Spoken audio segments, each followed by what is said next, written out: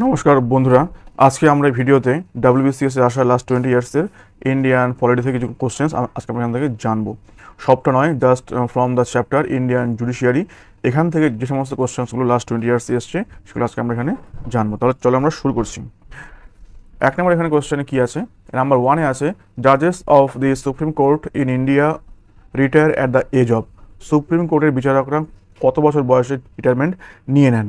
ওকে, options আছে হচ্ছে 55, 58, 60, 65। Supreme কোর্টের জাজেরা অবসর নেন 65 ইয়ার্স এজে। ওকে, একটু এখান থেকে আমরা নোটটা দেখে নেব। সুপ্রিম কোর্টের জাজেরা হচ্ছে রিটায়ার করছে 65 ইয়ার্সে, আর হাইকোর্টের জাজেরা রিটায়ার করছেন হচ্ছে 62 ইয়ার্স অফ এজ। ক্লিয়ার? যাবো কি আমরা পরের কোশ্চেনে। নাম্বার 2, এখানে আমরা কি পাচ্ছি? 2-এ আছে যে দ্য জাজেস of the supreme court are appointed by the, কার মাধ্যমে সুপ্রিম কোর্টের বিচারকের নিয়োগ হয়? ওকে, এ বলছে prime minister on the advice of the union cabinet. B বলছে president in consultation with the chief justice of the supreme court of India. C বলছে president in consultation with the prime minister. D বলছে prime minister in consultation with the chief justice of the supreme court. আসলে নিয়োগটা দেন হচ্ছে president এবং তিনি consult করে নেন chief justice of supreme কোর্টের সাথে। তার উত্তরটা হবে হচ্ছে অপশন বি। কী হবে? President appointed by the president in consultation with the chief justice of the supreme court of India. তাহলে এখানে নিয়োগ হয় হচ্ছে প্রেসিডেন্টের মাধ্যমে এবং তিনি চিফ জাস্টিস অফ ইন্ডিয়ার সঙ্গে যোগাযোগ করে নেন বা আলোচনা করে নেন। যেমন নাম্বার 3-তে, এখানে কি পাচ্ছি? দি জাজেস of the supreme court hold office till they reach at the age. Supreme কোর্টের বিচারকরা কত বছর বয়স অবধি তাদের অফিসে থাকেন?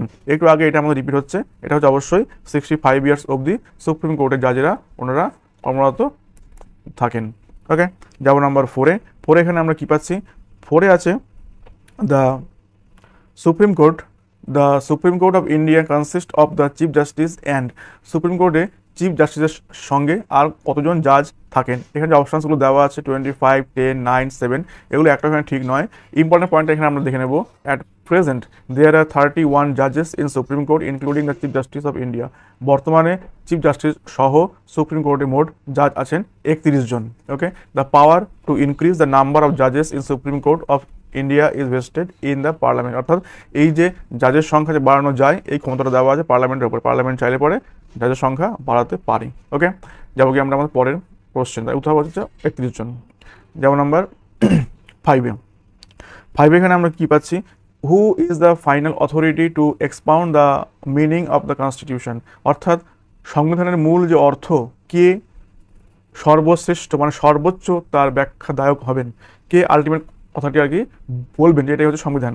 এ বলছে চিফ মিনিস্টার, বি বলছে দি প্রেসিডেন্ট, সি আছে the speaker of the Lok Sabha, আর ডি বলছে দি সুপ্রিম কোর্ট। আসলে ফাইনাল অথরিটিটা আছে হচ্ছে দি সুপ্রিম কোর্ট অফ ইন্ডিয়ার। ঠিক আছে, উত্তর হবে হচ্ছে অপশন ডি। যাব নাম্বার নেক্সট কোশ্চেনে, কোশ্চেন নাম্বার 6। এখানে কি পাচ্ছি? 6 এখানে আছে the supreme court in its judgement on the best bakery case has severely criticised the government of. Supreme কোর্টের এই বেস্ট বেকারি কেসে ইনি কোন রাজ্য সরকারকে সমালোচনা করেছিলেন? একটা important question. Best bakery case, এখানে তিনি হচ্ছে গুজরাট রাজ্যের সমালোচনা করেছিলেন। একটু আমরা এখান থেকে দেখে রাখবো, best bakery case is also known as Tulsi bakery case. এই বেস্ট বেকারি কেসটার নাম হচ্ছে, আরেকটা নাম হচ্ছে তুলসী বেকারি কেস, এবং এটি ছিল হচ্ছে গুজরাটে এটি ঘটেছিল এবং সালটা হচ্ছে 2002 সাল। একটু এটা আমরা মাথায় রাখবো কোন সালে এটি ঘটনা এবং কোন রাজ্যের ঘটনা। যাব নেক্সট কোশ্চেনে, কোশ্চেন নাম্বার 7। এখানে আমরা কি পাচ্ছি? Which of the following is true for the Indian judicial system. এর মধ্যে ইন্ডিয়ান জুডিশিয়াল সিস্টেমের মধ্যে কোন বক্তব্যটি সঠিক? এতে বলছে it is control by the parliament, একেবারেই নয়। বি বলছে the supreme court of India is control by the parliament and the high courts are control by the state legislative assembly, একেবারে ঠিক বক্তব্য নয়। সি বলছে it is an independent institution, D বলছে none of the above. উত্তর option C. Judicial সিস্টেমটা হচ্ছে একটা ইন্ডিপেন্ডেন্ট ইনস্টিটিউশন, এটা কারো উপরেই নির্ভরশীল নয়, একে কেউ নিয়ন্ত্রণ করতে পারে না। যাব নাম্বার 8-এ। এখানে কি পাচ্ছি? এইটা আছে in which year did the Supreme Court of India dismiss the petitions of the cement, fertilizer and sugar industries challenging jute packing material act 1987? কত সালে এটি আর কি করেছিল? Supreme court of India dismiss the petitions of the cement, fertiliser and sugar industries challenging jute packing material act 1987, এটা supreme court dismiss করে দিয়েছিল 1993 সালে। Okay, supreme court of India dismiss the petition of the cement fertiliser and sugar industries challenging jute packing material act 1987 in 1993। ওকে, এই যে আনসারটি। যাব আমরা next question number 9 আমরা এখানে কি পেয়ে গেলাম, হু is the final authority two interpret the constitution, অর্থাৎ সংবিধানকে ইন্টারপ্রেট করার ফাইনাল অথরিটিটা কার আছে? এ বলছে দি প্রেসিডেন্ট, বি বলছে দি পার্লামেন্ট, সি বলছে দি লোকসভা, আর ডি বলছে the supreme court. Final authority আছে হচ্ছে সুপ্রিম কোর্টের ওপরে, উত্তর হবে অপশন ডি। ওকে, নাম্বার যাবো গিয়ে 10 এখানে কি পাচ্ছি, the chief justice of supreme court. 10 বলছে কি, the chief justice of supreme court is appointed by, কার মাধ্যমে সুপ্রিম কোর্টের চিফ জাস্টিস নিয়োগ পেয়ে থাকেন? এ বলছে দি প্রেসিডেন্ট অ্যালোন, বি বলছে the president on recommendation of the prime minister, C বলছে the president in consultation with the জাজেস of the supreme court and high courts, আর ডি বলছে the president on the recommendation of the law commission. নয়, উত্তর হবে option C, that is the president in consultation with the জাজেস of the supreme court and the high court. এটা হচ্ছে appoint করেন president, কার সঙ্গে আলোচনা করে নেন? তিনি হচ্ছেন সুপ্রিম কোর্ট এবং হাইকোর্টদের যাদের সাথে আলোচনা করে নেন। উত্তর অপশন সি হবে। The Chief Justice of Supreme Court is appointed by the President after consultation with such judges of the Supreme Court and High Courts as he deems necessary. এটা আছে আর্টিকেল 124 পার্ট 2। ওকে, 124 আছে। যাব next কোশ্চেনে, question number 11 আমরা এখানে কি পাচ্ছি, the verdict of the supreme court in which one of the following cases has made the imposition of the President's rule any state under Article 356 of Constitution difficult. The verdict of the Supreme Court in which one of the following cases has made the imposition of the President's rule any state under Article 356 of Constitution difficult. মানে কোন কেসে supreme কোর্টের অসুবিধা হয়েছিল যে presidential rule যে apply করা যায় 356, কোন কেসে এটি কঠিন হয়ে দাঁড়িয়েছিল? ওকে,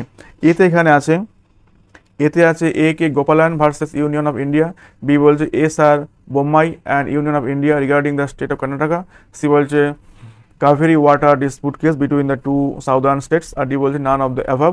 আসলে এরই সমস্যাটা ছিল option B, S R Bommai and union of India regarding the state of Karnataka. ঠিক আছে, উত্তর option B. Option B is the right answer.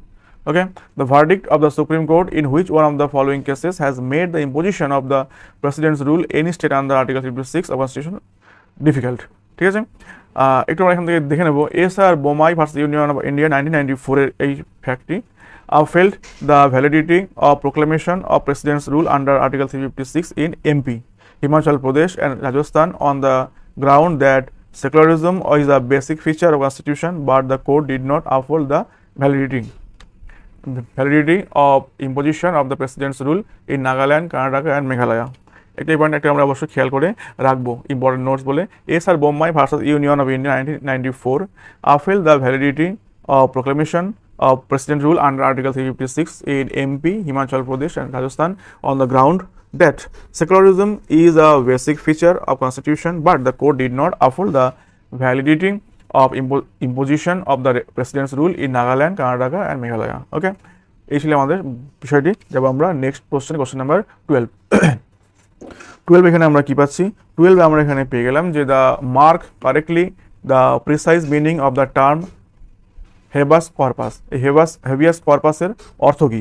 Habeas কর্পাসের ফুল মিনিংটা এখানে কি হবে? এতে বলছে to put the body behind the prison bar, B বলছে to have the body, C বলছে টু রিমুভ দ্য বডি, আর ডি বলছে none of the above. Actually habeas corpus মানে হচ্ছে টু হ্যাভ দ্য বডি, ব্যাখ্যাটা এখানে আমরা দেখে নেব। ইট implies that a person imprisoned or detained by the law can inquire under what authority he has been imprisoned or detained. Okay, it implies that a person imprisoned or detained by the law can inquire under what authority he has been imprisoned or detained. ওকে, অর্থাৎ যে ব্যক্তিকে কিনা জেলে রাখা হলো সে প্রশ্ন করতে পারে যে কোন অথরিটির আদেশে তাকে জেলে রাখা হয়েছে, এটা প্রশ্ন করতে পারে। যাব আমরা পরের কোশ্চেন নাম্বার 13 এখানে কি পাচ্ছি? 13 এখানে আছে যে the final interpreter of the Indian constitution is, এটা আগেরবারও এসছে, মানে রিপিট হচ্ছে, এটা central cabinet, president, parliament, supreme court, এটা হবে হচ্ছে option D, that is supreme court. Okay, notes এখানে কি বলছে? The power of supreme court of India is India to decide dispute between the center and the state falls under the original jurisdiction। যাবো আমরা পরের কোশ্চেনে, 14 নম্বর। 14 এখানে কি পাচ্ছি? The national green tribunal was establish in India. National green tribunal ভারতে কত সালে স্থাপন করা হয়? ন্যাশনাল গ্রিন ট্রাইব্যুনাল, ওকে, এটি স্থাপন করা হয় 2010 সালে। The national green tribunal was establish in India 2010, 2010 সালে স্থাপন করা হয়।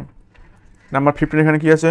15 আছে the age of retirement of the supreme court জাজেস ইজ।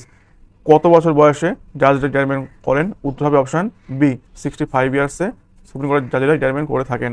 অপশন এখানে ইম্পর্টেন্ট নোটস কি বলছে? The age of retirement of high court জাজেস ইজ 62 ইয়ার্স। ওকে, হাইকোর্টের জাজেরা হচ্ছে 62 ইয়ার্স, বাট সুপ্রিম কোর্টের জাজেরা হচ্ছে 65 ইয়ার্স।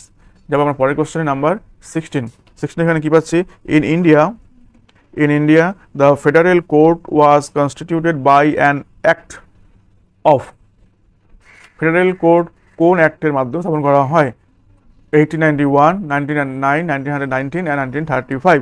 উত্তর হবে অপশন ডি, 1935, 1935 অ্যাক্ট থেকে এটি হয়েছিল।